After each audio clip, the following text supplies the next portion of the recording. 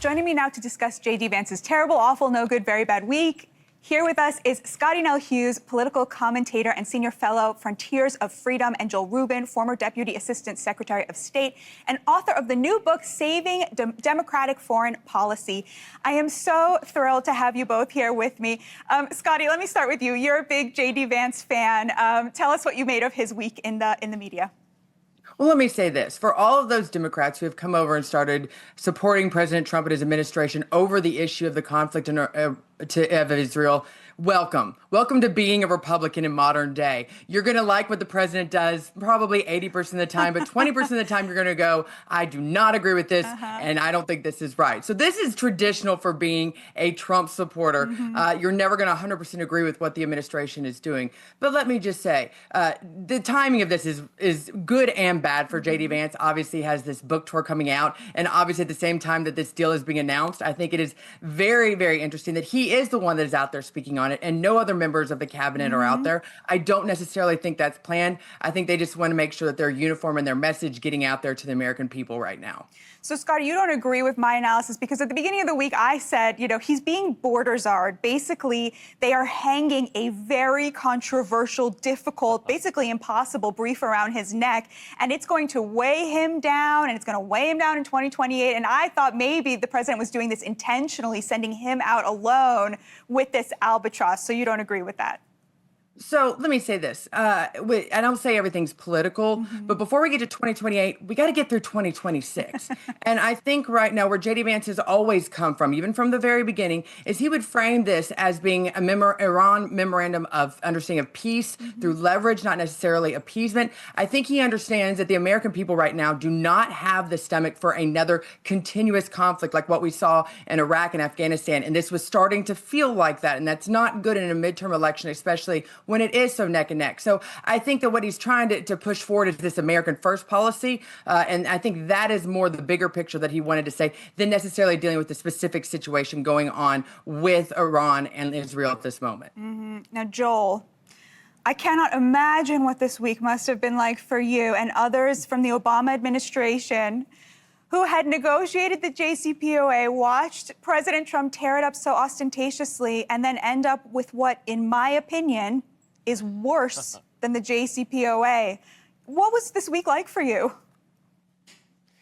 Batya, I got to tell you, this week, it reminds me basically of how for 11 years now, we Democrats have been taking a beating from Republicans about the question of Israel, a beating for the Obama deal, a sellout of American prestige and pallets of cash and secret side deals and you name it, all of that. And now, after 11 years, this is the result of the Donald Trump Iran policy, a horrific deal, a deal that's a giveaway of tens of billions of dollars to Iran, no constraints on their nuclear program, American prestige destroyed. This is the best they could do. It's really abysmal. And imagine if we had had the alternative, where President Trump had stayed in the JCPOA in 2018 and built on it to enable us to have a strong policy towards the region, we wouldn't have had to go to war. Now, Batya, you and I have spoken about this. I supported President Trump's strikes last June against the Iranian nuclear program. I felt it was appropriate. But it didn't have to be that way. And it was because President Trump got out of that JCPOA and he said he'd get a better deal, and he did not. And that's just the cold, hard reality. Scotty, I wonder if you recognize what has seemed to me and to many people I've been talking to, a big difference even in how the president has been talking about Israel and the vice president.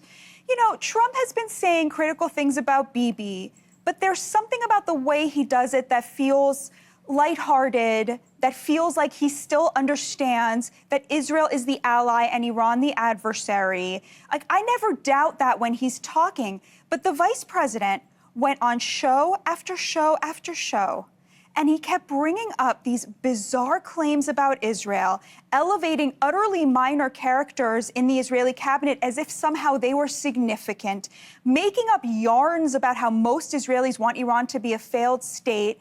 It made me feel some type of way. It feels like he was parroting the talking points of his very close friend, Tucker Carlson, at a time when most Republicans have utterly rejected the Tucker Carlson view of foreign policy, that Israel is at the bottom of every problem you might have. What did you make of all this? Am I overreading this? Well, I think you are at this exact moment, and I can see why. This is obviously something very personal to the both of you, and I understand and respect that. I do want to correct. I do think that no matter what, even with the JCPOA in place as it was under President Obama, I think we would be having some sort of conflict. Whatever was going on between Israel and Iran was not settled by any simple document, because obviously the rest of the world was not going to get behind it. So you cannot necessarily say with that deal, we would not be in this place today. It might be a different conflict. It could be even worse.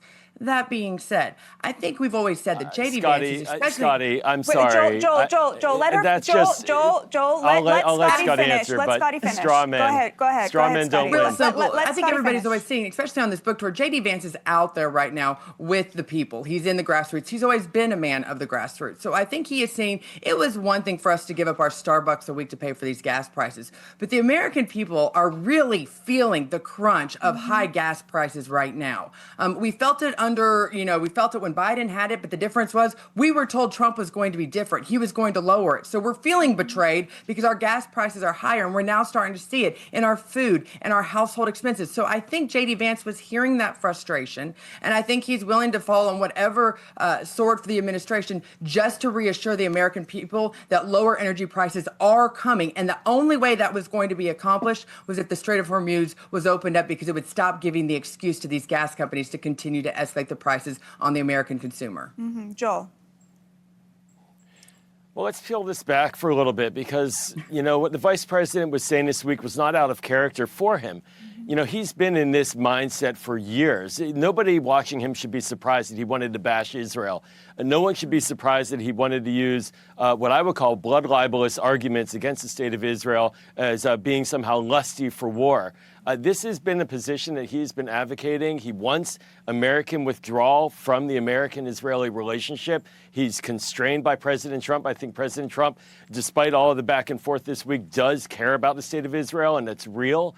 I don't think the vice president's in the same place. And so, when he makes these statements, this is his position. This is not because of gas prices. And it should send a shiver down the spine of every American ally. Remember, Batya, Scotty, the Israelis fought alongside us for the last several months, sending their own people into a war, a hot war, alongside the American military. And the American military was grateful for that.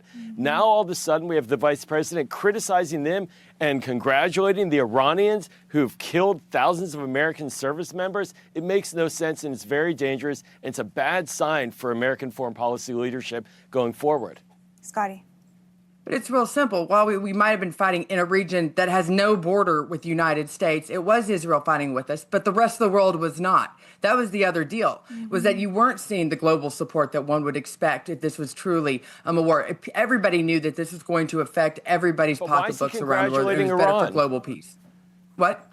But why is he congratulating the Iranians who just massacred 40,000 of their own people in the streets? I do congratulate him. Well, but the tone that I came away from this week was that he thinks that the coolest thing about the IRGC is that they want to be partners of peace, and yet Israel is the one holding it up. But I am so grateful to you, Scotty Nell Hughes and Joel Rubin, for this wonderful conversation that I think gets at the heart of exactly what so many Americans are thinking about this weekend. God bless and protect you both. Thank you so much for joining me.